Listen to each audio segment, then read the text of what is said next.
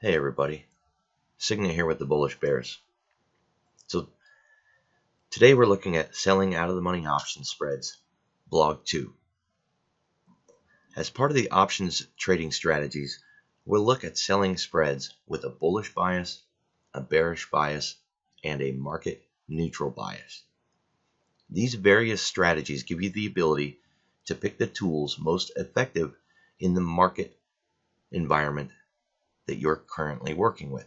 And I do not know what the current market environment is while you're listening to this recording or while you're reading this blog, but that does not matter. Once you've learned the various option strategies, you can then choose the trade that is most effective for your portfolio.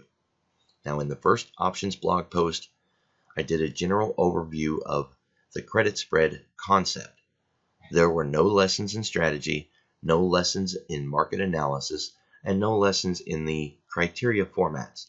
I only wanted to offer an overview of what the credit spread is and offer a perspective as to when you may want to trade an out-of-the-money options spread. Why did I offer that trade first?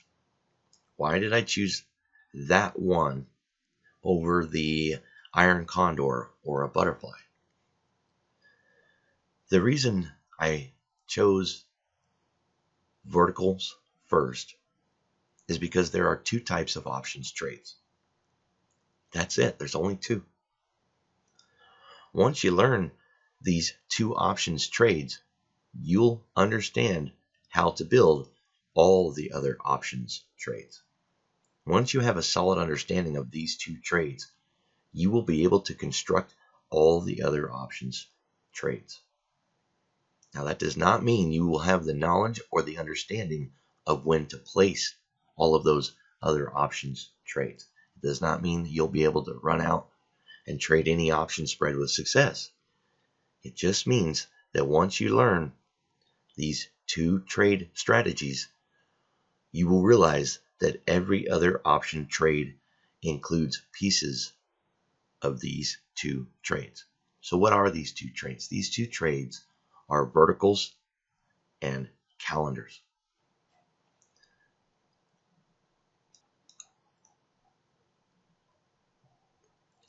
A vertical is a spread.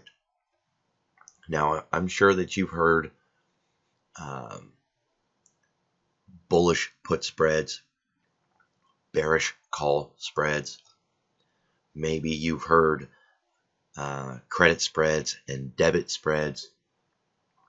Those are all different kinds of verticals. And the name comes because you're choosing an option and you're moving vertically in the option chain and choosing another option. And then we can apply a name to it. I just built a vertical credit spread. We could also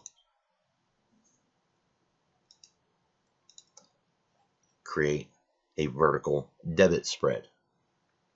Okay, if I sell a vertical, then I'm short. If I buy a vertical, then I'm long. So these different names is where people start to get confused. I just built a short put credit spread. I also just built a short put vertical. Okay, I could just say I built a put credit spread. There's so many different names, and this is what gets people confused. But in the end, I placed a vertical trade with puts for a credit. Now, if you sell a put, you're bullish. If you sell a call, you're bearish. This gets people confused very often.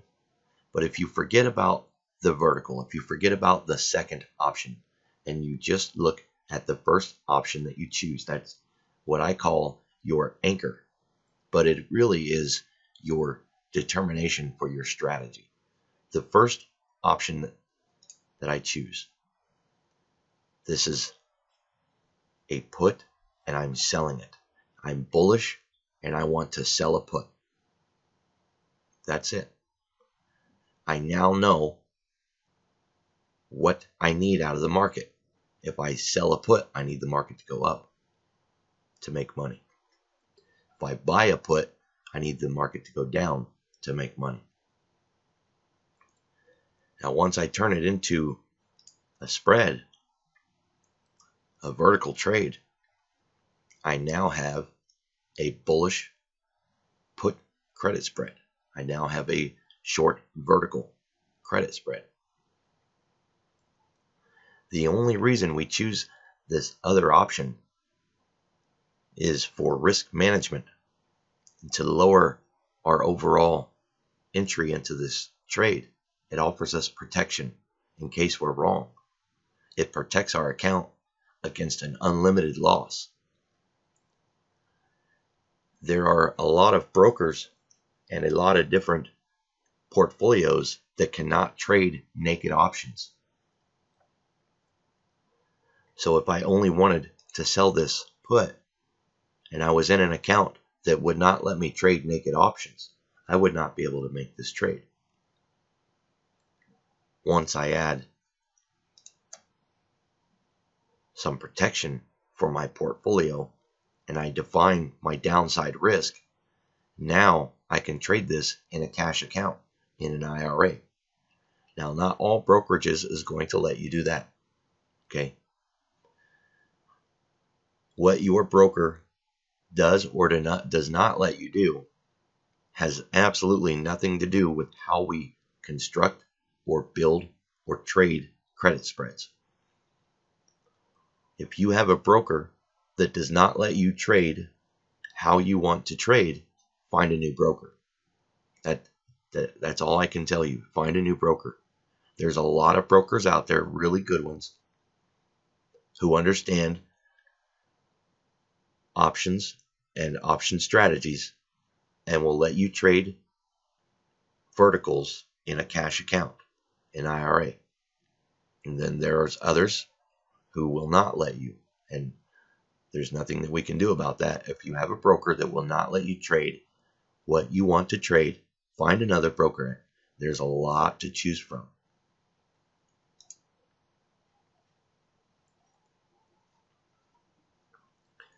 So verticals is the first one. Once you understand the concept and the strategy of building verticals trades, then you now have one of the two trades that you can do in options.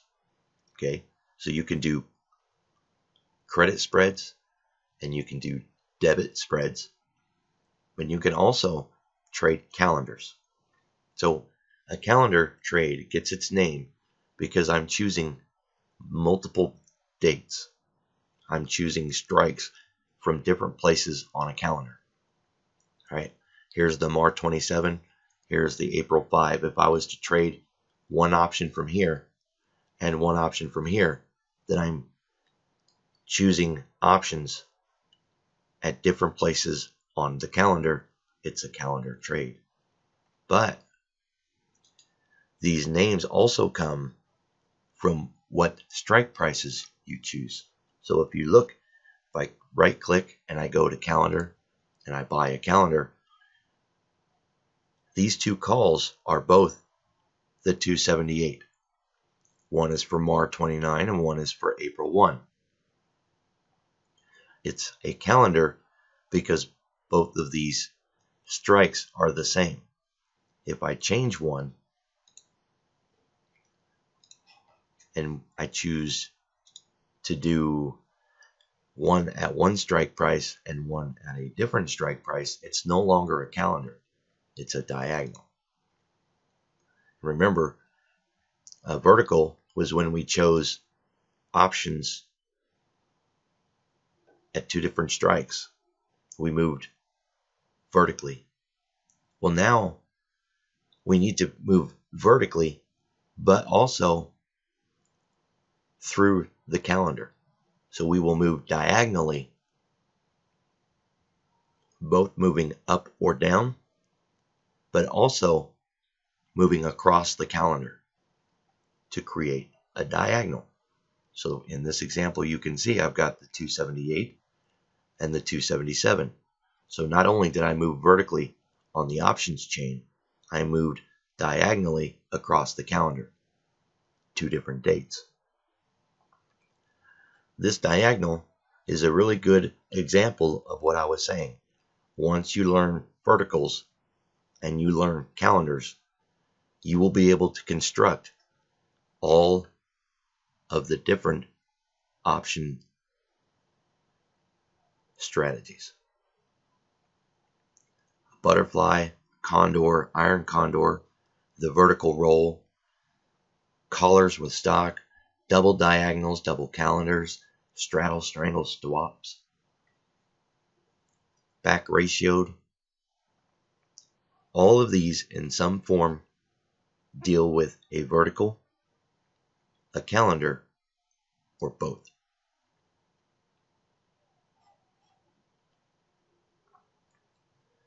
So what if you don't want to trade a calendar?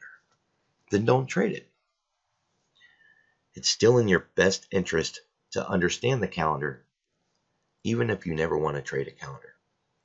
Because if you want to roll a position, or if you want to trade something with different expirations, then you will need to understand how to price it, how to calculate your risk, and how to understand what would happen in your position if the market turns against you. That understanding and that ability to comprehend the risks will only come from understanding how to trade the calendar and what the trade concepts are for trading the calendar. So I began this series with credit spreads, and after credit spreads I will move into debit spreads. After debit spreads I will move into the calendars. The reason I started with credit spreads is because of the flood of new traders that we've had coming into the Bullish Bears group. So there's a lot of excitement in the market right now, a lot of new participants. And in the swing trade chat room, we're getting a lot of people who are really interested in trading options, but they don't know how to trade them yet, and they're learning. But while they're learning, they still want to participate in an options trade. And a credit spread offers them a chance to participate in an options trade while still giving them the opportunity and the time to study and to learn and to grow as a trader.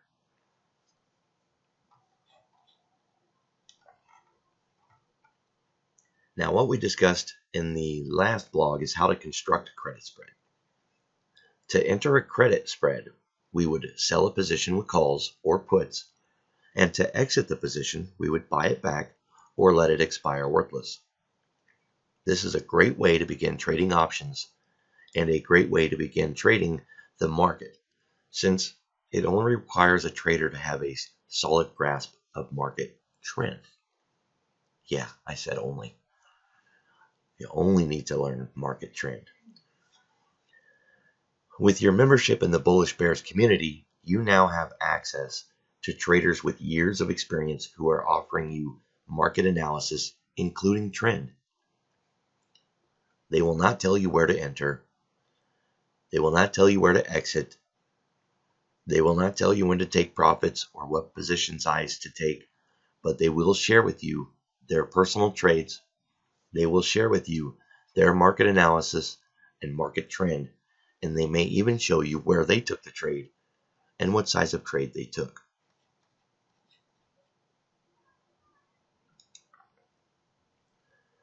With that information, a new trader can develop a vertical options trade that fits their own portfolio and their own risk comfort level. Can you imagine being comfortable trading options? No fear, no sleepless nights, no shaking hands. With only the Bullish Bears community membership, you have all the tools needed to enter into options trades safely while you learn, study, and paper trade different trading concepts and different trading strategies. You do not have to only trade vertical spreads. You do not have to only trade calendars. But while you are learning and practicing other trading techniques, you can still build a larger portfolio. Vertical options trades can be entered with a very small account. Now, that's a relative term. What I think is a small account might not be what you think is a small account. What small account is to you is what matters. I trade a small account, around $2,000. But even with a $300 account, you can trade options effectively. The ability to take options trades effectively, even in a $300 account, comes down to understanding the balance and the counterbalance involved in options trading. All the various trading strategies in options or stocks circle around the portfolio.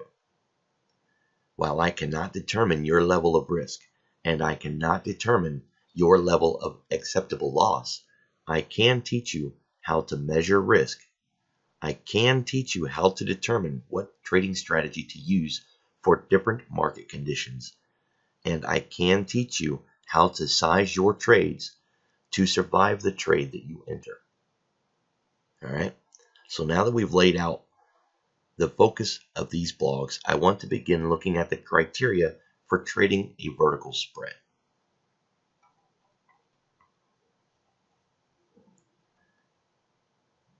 So credit spreads are a great tool for new traders who are directionally challenged. And what I mean by directionally challenged is if you cannot look at a chart and determine where price would be in the future at a certain date and time, then you're directionally challenged. If you cannot determine market trend and decide which way the market is moving, where it's at in its cycle, in its waveform, then you're directionally challenged. Learning this takes time and experience. You can study books and strategies and watch videos and learn about market all you want. But in the end, the greatest trading tool for teaching you is experience, just doing the trades. Now, if you want to do that without losing money, paper trade.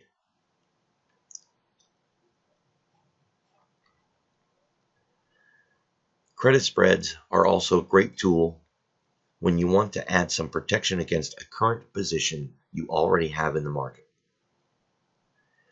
One thing we need to discuss when looking at trading options is portfolio bias.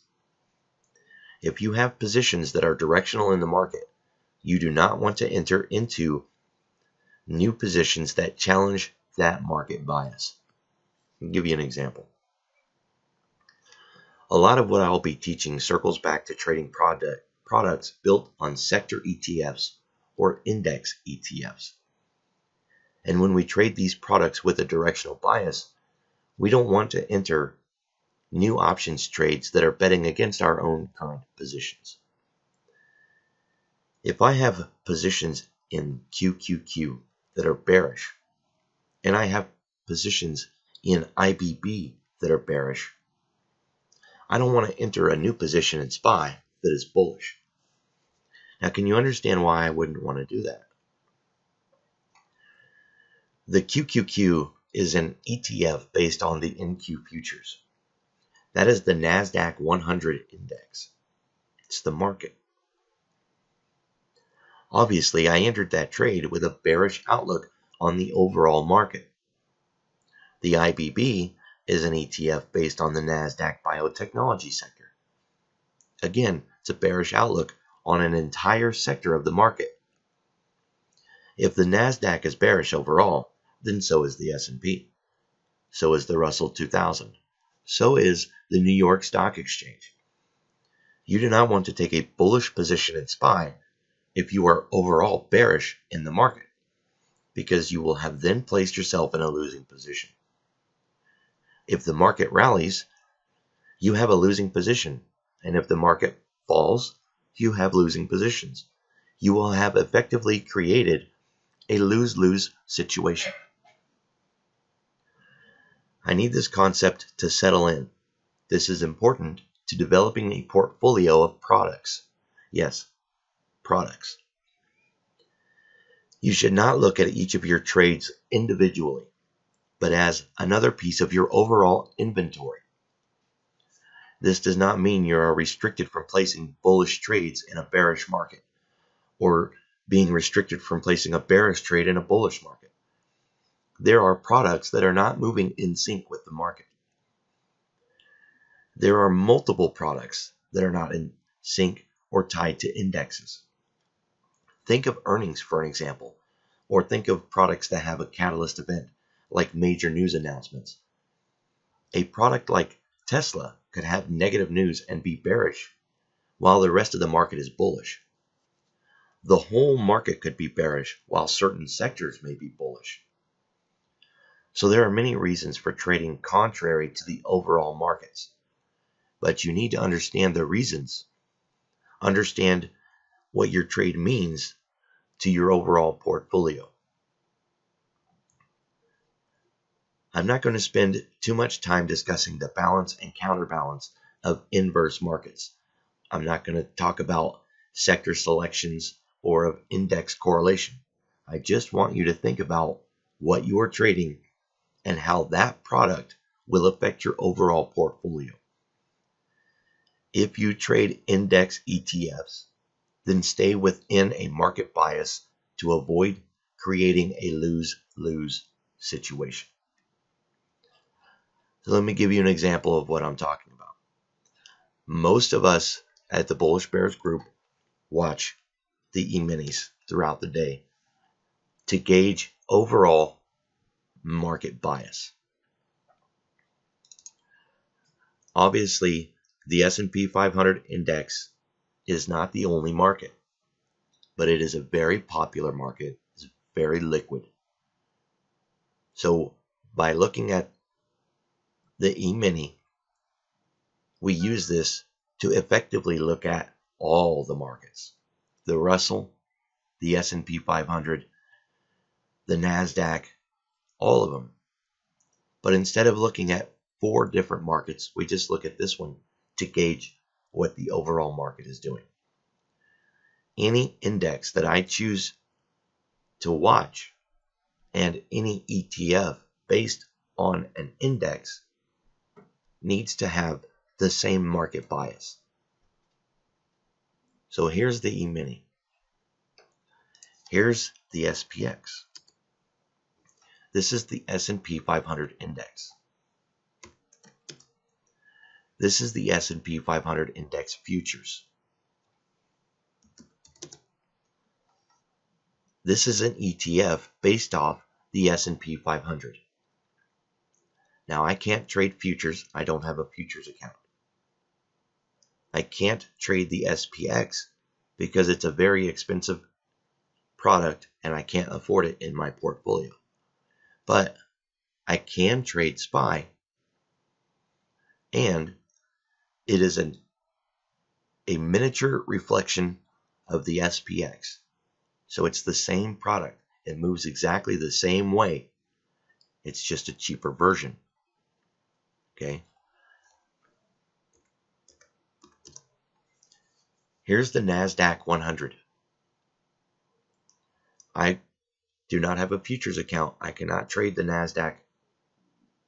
But here's an ETF based on the Nasdaq. I can trade QQQ because it is within my price range. So this is what I mean when I talk about choosing ETFs based off of indexes. The S&P 500 is an index. It's a market. The Nasdaq is an index. The Russell 2000 is an index. So you can choose ETFs that accurately reflect the overall market. You can also choose sectors within those markets. Here's the Nasdaq Biotech. This is a speculative product. When the overall market is bearish, people do not want to risk their money in speculation.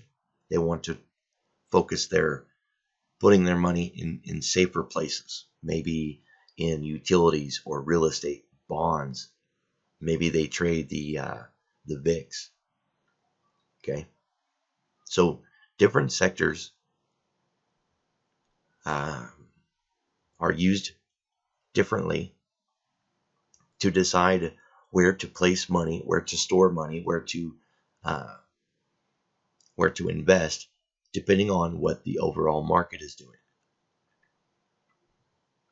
If I look at this product, it might or it might not reflect the overall market sentiment. How could I tell? You can correlate.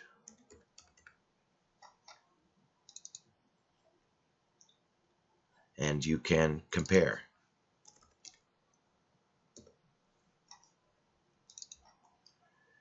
Here, I can compare this biotech ETF with the overall market.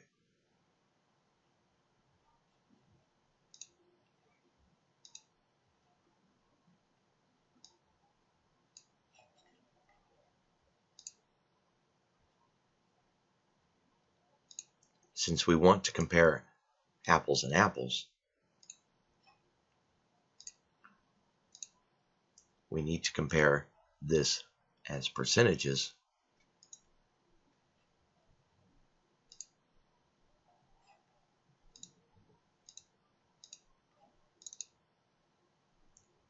And so here you can see this biotech ETF closely moves the same as the overall market. When the overall market was bearish, so was this sector.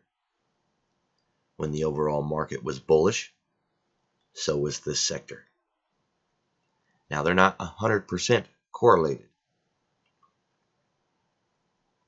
but this is a ETF based off an index. And we could look at an S&P 500 biotech. We could look at a Russell 2000 biotech. Overall, it is still a closely correlated ETF. This is a sector ETF. The sectors are really great to help you allocate funds into different portions of the market depending on what the market is doing.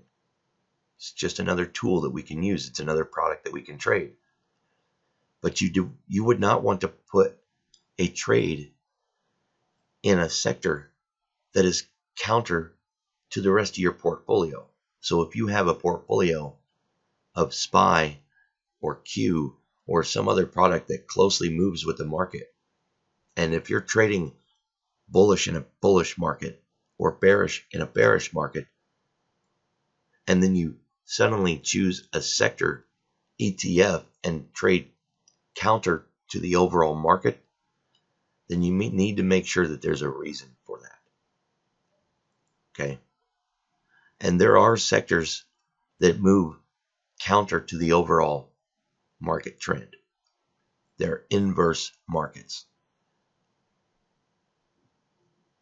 That's not going to be our focus today. Just understand, if I'm trading SPY and I have trades in my portfolio in SPY that are bullish or bearish, whichever, I wouldn't want to trade QQQ opposite of what I already have. If I'm bullish in SPY, I need to be bullish in the Qs. Okay? If I'm bullish in the Russell 2000, I need to be bullish in the SPX. If you get into trades that are opposite of each other, then you're going to create a lose-lose situation, meaning one of your trades would have to lose for the other one to win. And believe it or not, if you get it wrong, you can actually be wrong on both of your trades. So then you just have two losing trades.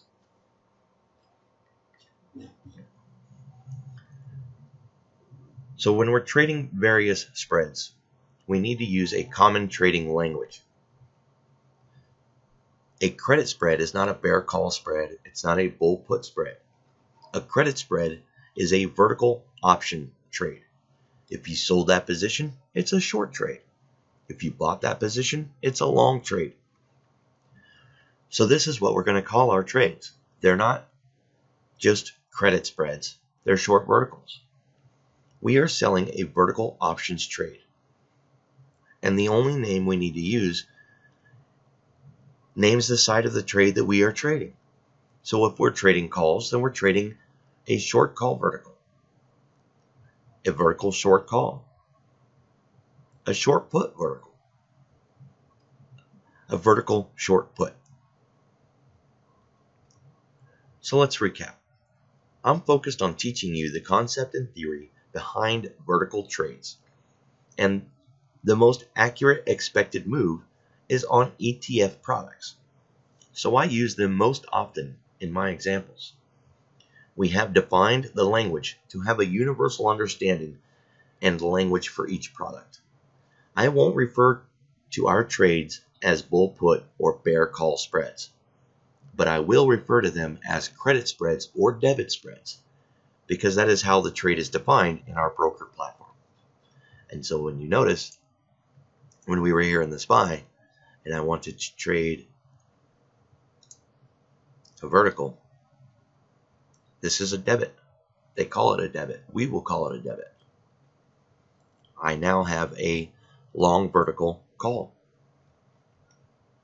right? Or I have a call debit.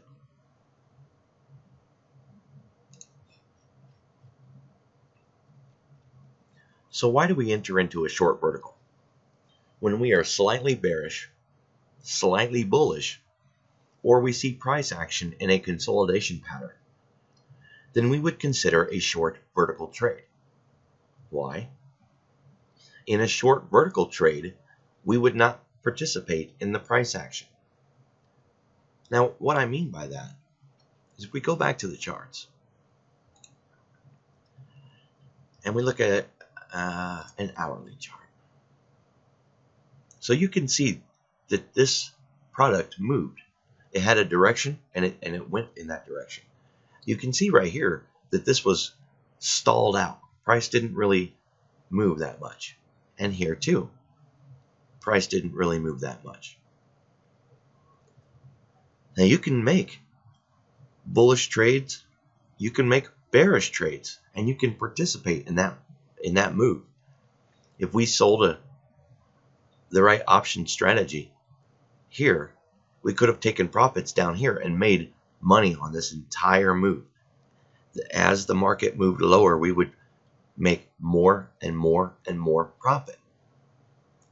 Or we could have bought a position here in options with a different strategy, and as the market went higher, we would have made more and more and more money participating in this gain of price.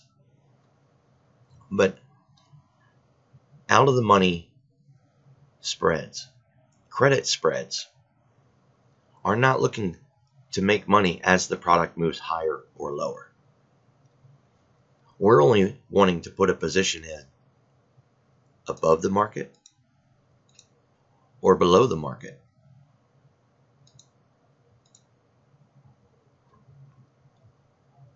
And that way we just stay away from price. So if I'm bullish in the Qs, say I'm looking for a breakout above this high, we can see that price filled the cup and broke out. If I was to take a bullish position with a credit spread, I would place my spread below the market with the expectation that I want price to stay above my strikes. Now, this is a market that moves. And if I was expecting a big move, I would not choose a credit spread. I would choose to make money as the market moved, to participate in the price action. A credit spread does not participate in the price action. We only want price to stay away from our spread until expiration. So although I am talking about this strategy in the Qs might not be the best choice to trade this strategy.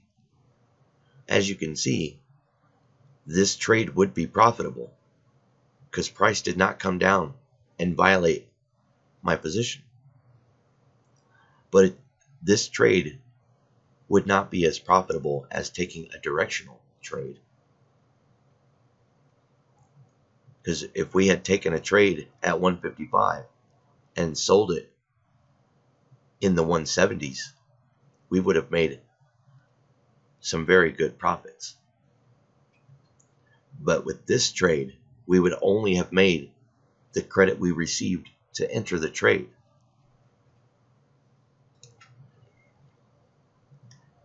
And here we can see the same thing from the other direction. If I was bearish, if I was watching price action to move higher after filling the cup, and I saw that it failed and started rolling lower, perhaps I would put on a bearish trade. Okay, I would take a short call vertical, expecting that price would stay below my option anchor, my option spread. And you could see that this would have been a profitable trade.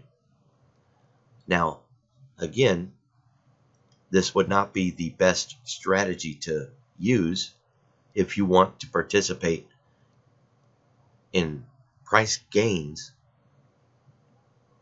but it would be a profitable strategy. The concept behind this trade is what I'm trying to get you to focus on. In a bearish market, you want to build your position above price action, and you want price to stay below you. So you would build a spread with calls and be bearish. You need price to stay below your position. If you're bullish, then you build your position under price action. And you want price to stay above you.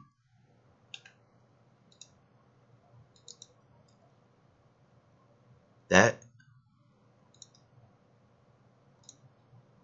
gives you the opportunity to participate in price trend. Even a new trader can gather the resources to determine trend. There is many blogs done here at the Bullish Bears website.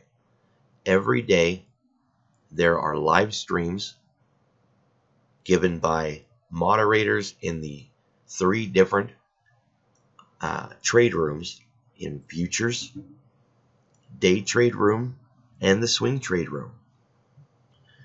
Now, when we were talking about futures, we were discussing how we look at the futures market as our overall market bias. So if you go to the futures room and the moderator is discussing the fact that this is a very bullish market and they're expecting price to remain bullish, then you can use that market trend on any product that correlates with the market. SPY, QQQ, okay? You don't have to trade futures to go to the futures room and hear the overall market analysis. You can go to the day trade room in the mornings when they're live streaming, and they will also discuss overall market trend. And you don't have to be a day trader to participate in the analysis that they're offering. And also in the swing trade room, we talk about overall market analysis. We discuss overall market trend.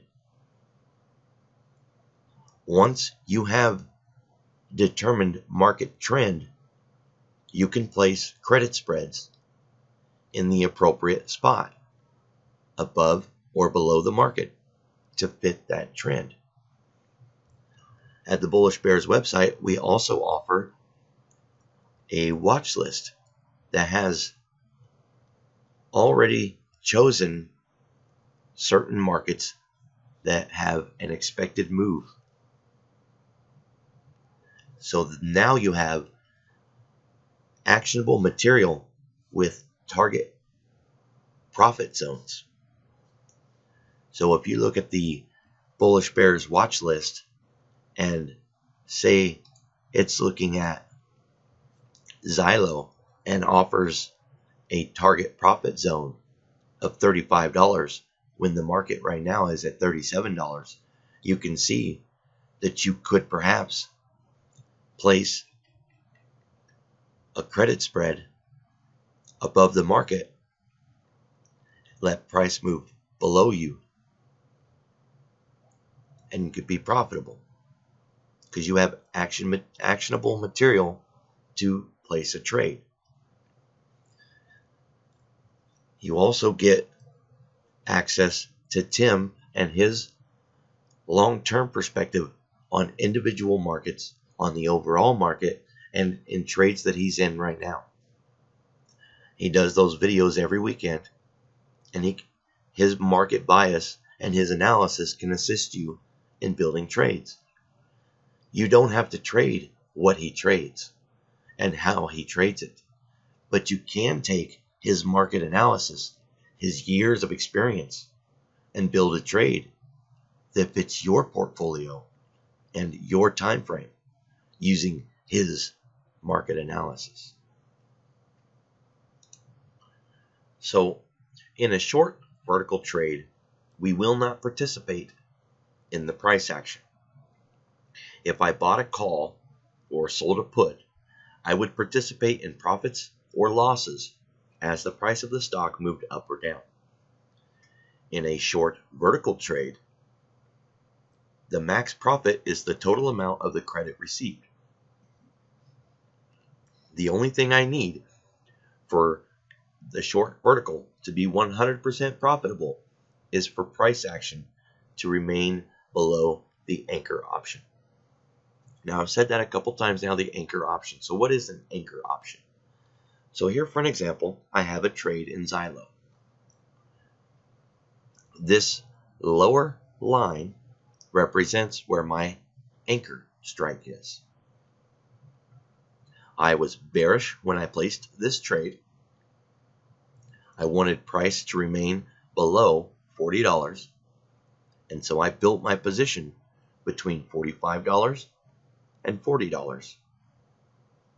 And I just need price to stay below here until expiration. Now, when you enter a credit spread, you sell the option closest to price action or closest to the direction you want price to go. Okay? In this case, I wanted price to go down. So the option that I sold was the lower option, $40. The one that I bought was the higher option, the option away from where I want price to go. If we look at this on the trade tab, the same thought process applies.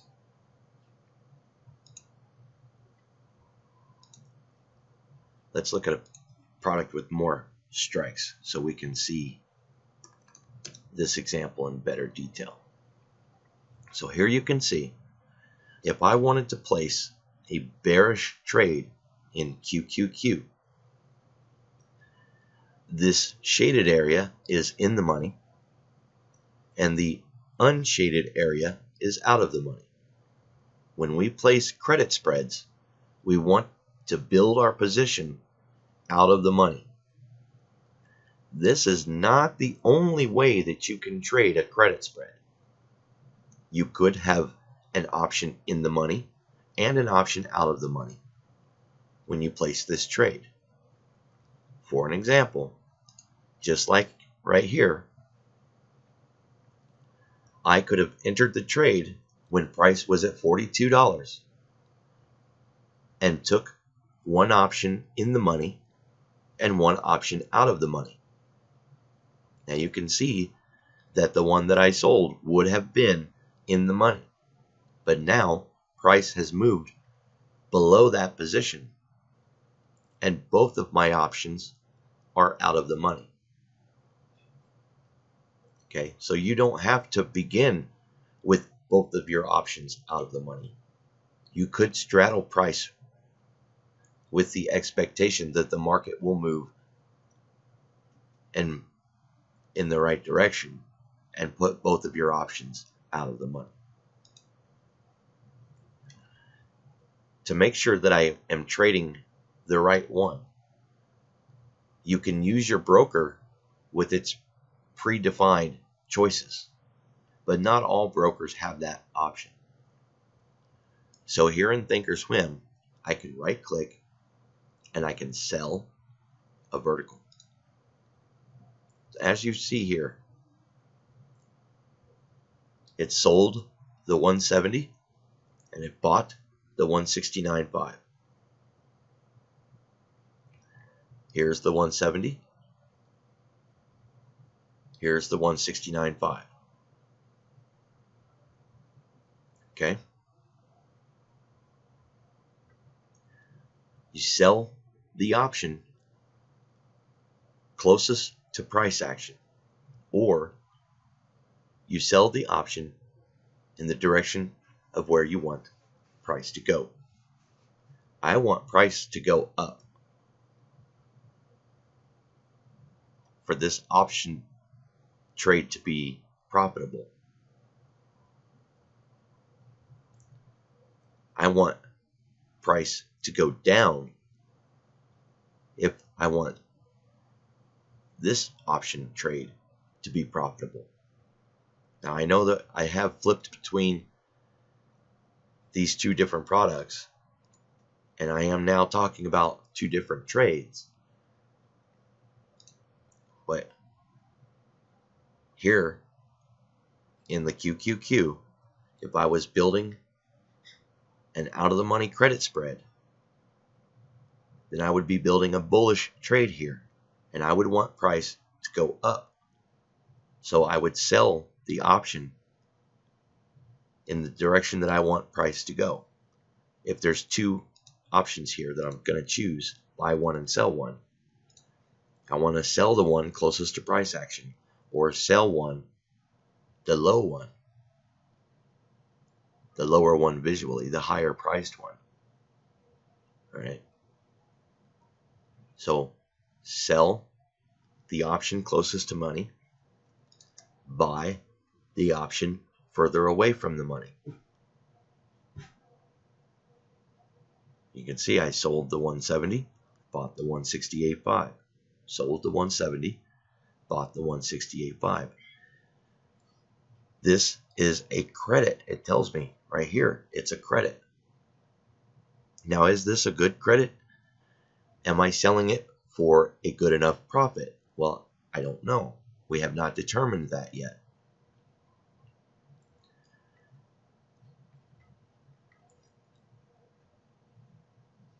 Now, another reason we may want to enter a short vertical is to hedge a trade.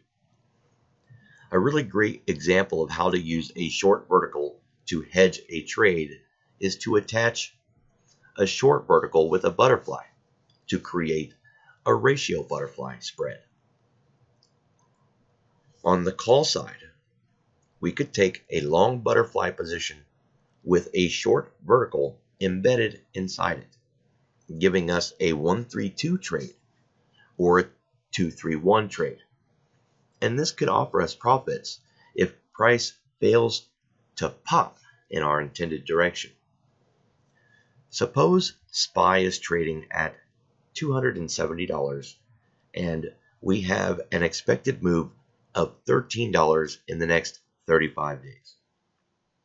We could open a butterfly with a short vertical spread attached to it at or near 283. In this way, if price stays below 283, we keep the credit and allow the butterfly to expire worthless. If price does make a move into our direction, then the butterfly is profitable and we manage the trade. So let me give you an example of that. Now remember, there's many reasons why we would trade many different options strategies, and this is not going to be a video about trading butterflies. I'm just showing that you can embed and hedge trades depending on your intentions and depending on your strategy. And if you look here, if I wanted to look at expected move, we'll choose April 18th. This has a $9 expected move. That means it could go $9 up or it could go $9 down. We'll call this a 171. $9 would put us at the 180. I could buy an unbalanced butterfly. And if we look really close at this, this is a 132. So what that means is I bought the 179. I sold 3 180s. And I bought a 181. A regular call vertical short would have been to sell the 180 and buy the 181, because I would sell the option closest to the direction that I want it to go. I want this to stay down in a credit spread. I want price to stay lower than my credit spread. So I would sell the one closest to price or sell the one in the intended direction I want price to go. And then I would buy another option further out of the money, further away from price. So this is what I have. I sold a 180 and I bought a 180. That's my credit spread. But I also have a butterfly. To trade a butterfly, we would buy the option closest to the money. We would sell, that's the wing. We would sell the body of the butterfly, which is 2 options. And then we would buy an option further out of the money. So we would buy the 179. We would sell 2 of the 180s. And we would buy a 181. That would be a butterfly. So we have a butterfly with a credit spread built into it. Now, I'm not going to get into the reasons why you would trade this strategy. I just wanted to demonstrate that you could hedge. You could use a credit spread to protect yourself if a trade does not go your intended direction. Some options strategies do nothing more than add protection to your portfolio. Later, you will learn how to calculate your portfolio's deltas how to determine your portfolio's theta or gamma, and then you can determine what your overall portfolio risk has, and you can trade options to increase or decrease your portfolio's deltas so that you do not have too much negative delta or too much positive delta. Okay. So when we trade a credit spread, we are getting paid for our trade every day. We have a positive theta. Okay. Time is on our side. Time pays us. When we are in a debit spread, we are losing value. We are losing money, I should say, not value. We are losing money. In a debit spread, time is against us. Okay? We have a negative theta in a debit spread. And we are paying for the opportunity to participate in that spread every day. So in a debit spread, each day those options lose value, which means our trade loses value. Because in a debit spread, we bought it. It's ours. And to make a profit, we need to sell it for more than we bought it for. If you step outside of the options world and you think about real estate, if I buy a house for $50,000 and I want to make a profit, I need to sell that house for more than $50,000.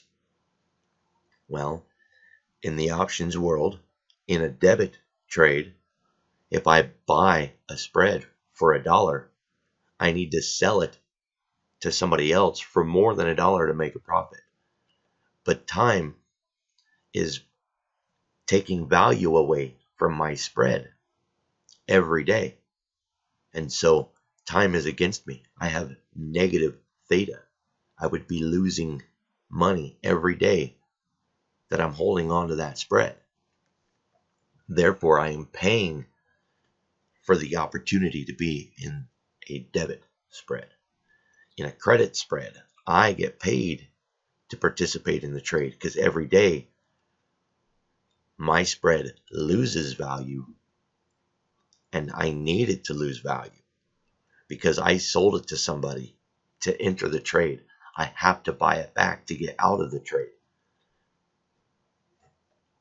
Now, if I sell something for $1, I need it to be worth a lot less than $1 when I buy it back to make a profit. Ideally, we can wait for the option to lose all of its value through time, and we can let the trade expire worthless. We wouldn't have to buy it back. We wouldn't have to spend commission costs. We wouldn't have to worry about it. Or we could take profits at 50%. So if I sold the position for $1 and I want to take profits at 50%, I could buy it back when its value reached 50 cents.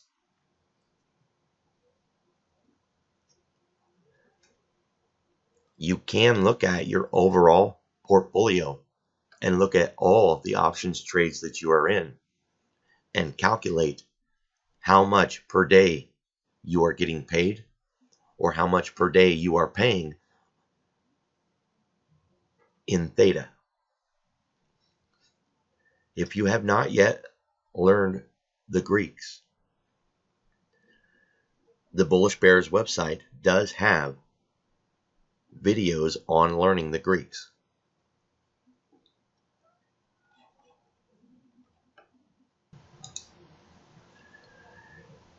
So how long we take on a trade comes down to the strategy for getting into the trade.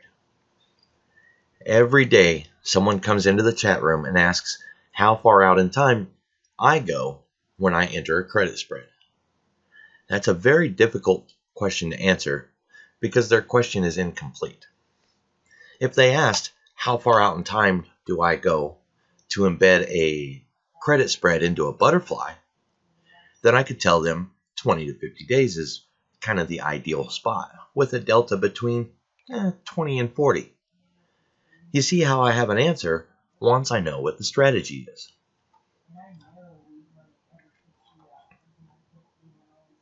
The amount of time the option series that we choose comes down to the strategy that we're trying to trade.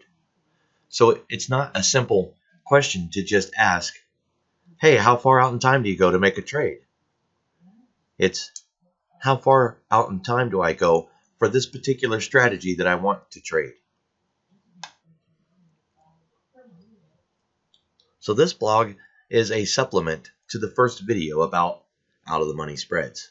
In the next video, I will begin sharing the checklist for criteria used in selling an out of the money spread for income, which will include strike selection, options, series, duration, risk assessment, probability calculations, and various market analysis that can be used as actionable trading concepts.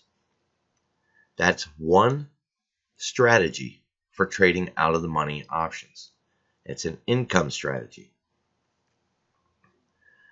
The next video is only going to look at one strategy for trading out of the money spreads. I will be focused on an income trading strategy for a medium duration trade in a medium size account.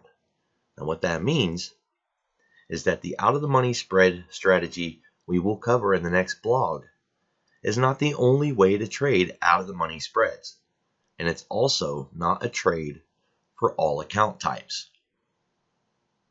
I will develop different trading strategies to sell out of the money spreads that can be traded in different accounts and in different time frames. But we needed to start somewhere in this trading series, and selling out of the money spreads for income is by far the highest probability out of the money strategy.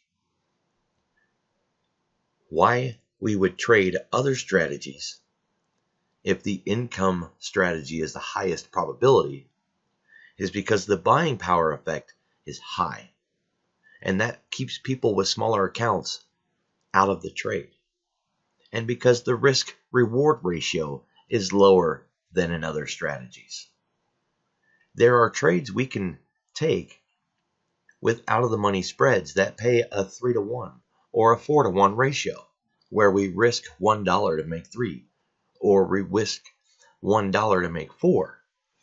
But the income strategy does not have that type of risk reward.